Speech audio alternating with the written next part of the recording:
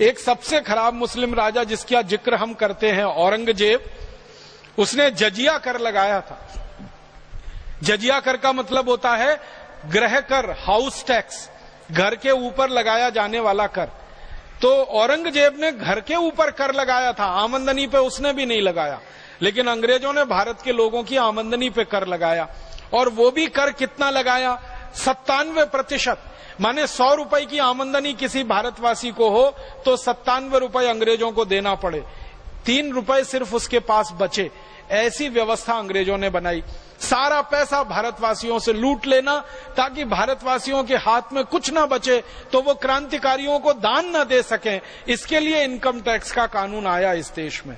अब मुझे बहुत दुख है ये कहते हुए कि अंग्रेजों ने जो लूटने का कानून बनाया था वो कानून आजादी के 63 साल के बाद भी चल रहा है, इंडियन इनकम टैक्स के नाम से ही चल रहा है और आज भी भारतवासियों से धन लूटा जा रहा है।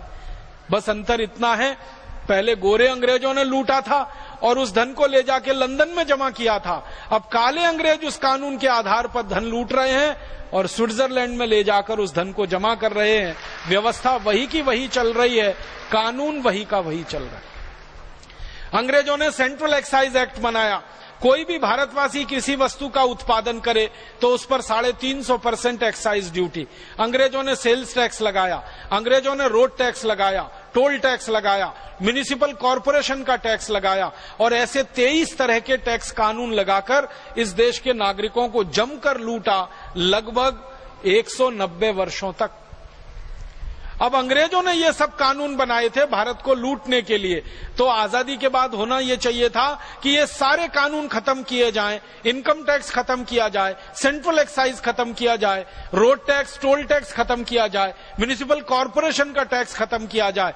तो होना तो ये चाहिए था कि अंग्रेजों के लगाए गए 23 तरह के टैक्स खत्म किए जाएं, लेकिन हमारे काले अंग्रेजों ने इसका उल्टा किया। अंग्रेजों के जाने के 63 साल के बाद काले अंग्रेजों ने अब इस देश पर 64 तरह के टैक्स लगा रखे हैं और देश को लूट रहे हैं। अंग्रेजों ने भी जितना नहीं लूटा होगा उससे कई गुना ज्यादा काले अंग्रेज, भ्रष्टाचारी नेता और भ्रष्टाचारी अधिकारी इस देश को लूट रहे हैं। और इसी लूट के दम पर 100 लाख करोड़ रुपए से ज्यादा इन्होंने विदेशी बैंकों में जमा करके रखा हुआ है, जिसको वापस लाने का संकल्प भारत स्वाभिमान अभियान ने किया हुआ है।